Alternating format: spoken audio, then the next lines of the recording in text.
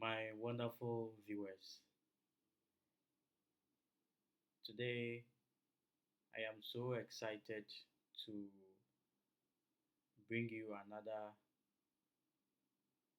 exciting video that will help you and I to solve a huge problem in the built environment.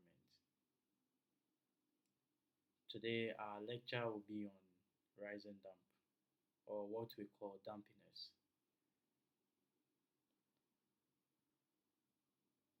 Rise and damp or dampiness has been a problem in the built environment. A lot of people built and they forgot to take care of dampiness, especially when they were doing the foundation work, or what we call substructural work. They were too focused on the how to reinforce the pillars or the columns, as well as the footings, so that the building can hold the imposing load on the soil or on the foundation. So they were busy taking care of this weight or this load, so they couldn't take care of dampiness.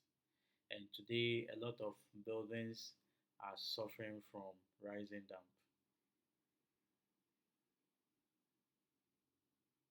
So let me go straight, or let me go ahead to define dampiness or rising damp. Dampiness or rising damp is a phenomenon that occurs in masonry walls, concrete structures as a result of capillary action. We are conversant with capillary action. This thing was taught way back in GHS.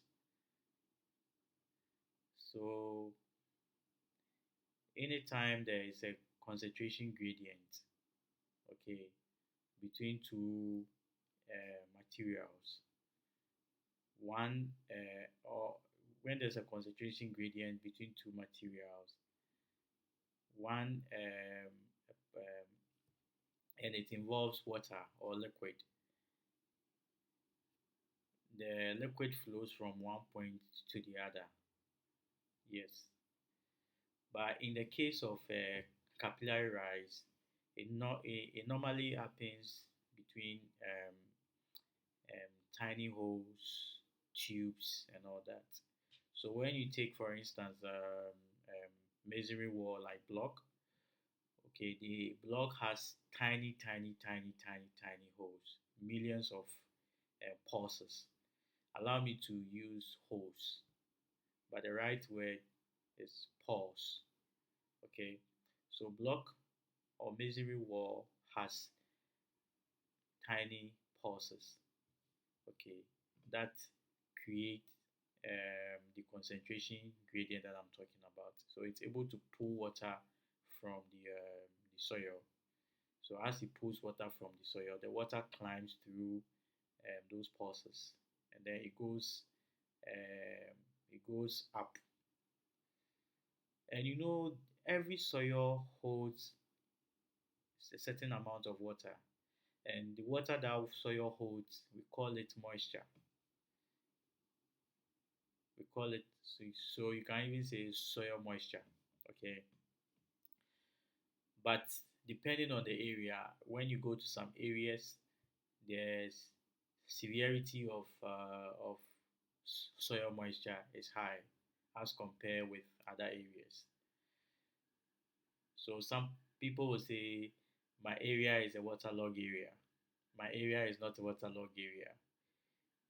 Whether it's a waterlog or it's not a waterlog, it is very important that you, when you are building, you take care of rising damp by introducing um, material such as DPM material to cut the capillary rise. Most of the times, people will tell you that, "Oh, I forgot to do that because the area at the time wasn't a waterlogged area." But that is not an excuse because you know you don't know what the future holds.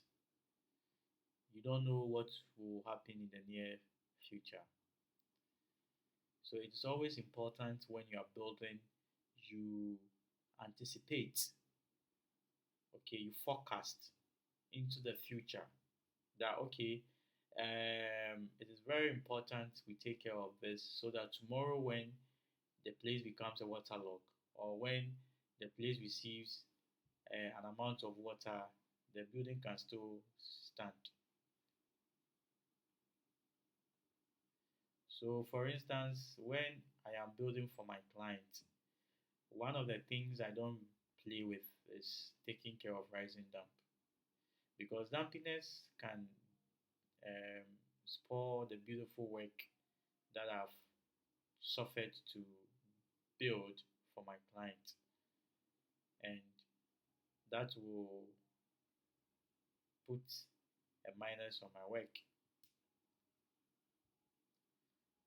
But some people don't care. They always want to wait for the problem to show up before they find a solution. Sometimes when I am around, I get messages, calls from people asking me how they can treat or repair or how they can solve their rising damp problem. And um, many people have come out with so many diverse ways to solve it, but all those diverse ways are all a temporal solution. For example, if you have a building or you have a fence wall and the amount of water the wall has soaked, okay, and the water is eating has eaten into the wall, so you see that the wall comes off, is peeling off.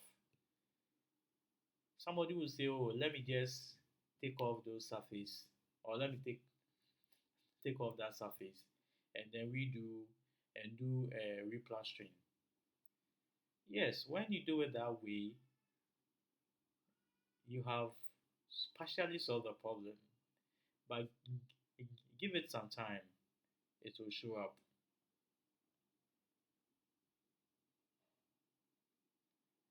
You have partially solved the problem. When you give it some time, it will show up because when you were building that you were supposed to take to to do what the needful to take care of rising time, you didn't do that.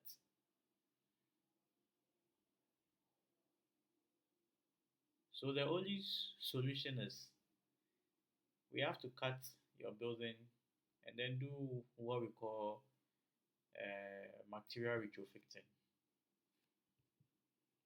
And this is something that a lot of clients will not do.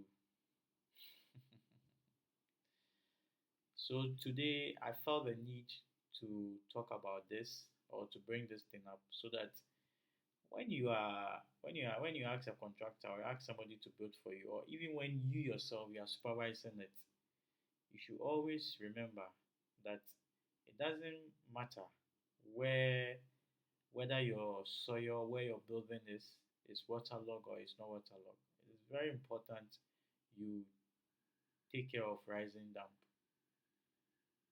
so that whenever the place becomes a waterlogged or the place receives an amount of water that stays there for a very long time, it will not affect your building.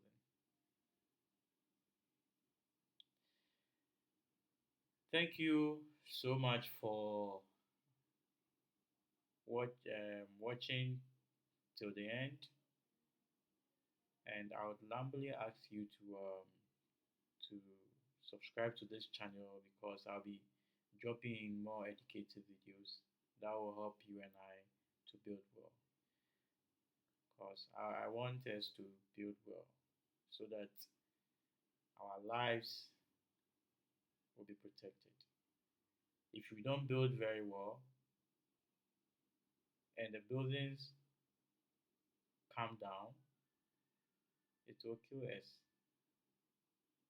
That is why I am here to bring you an exciting video like this. Thank you so much.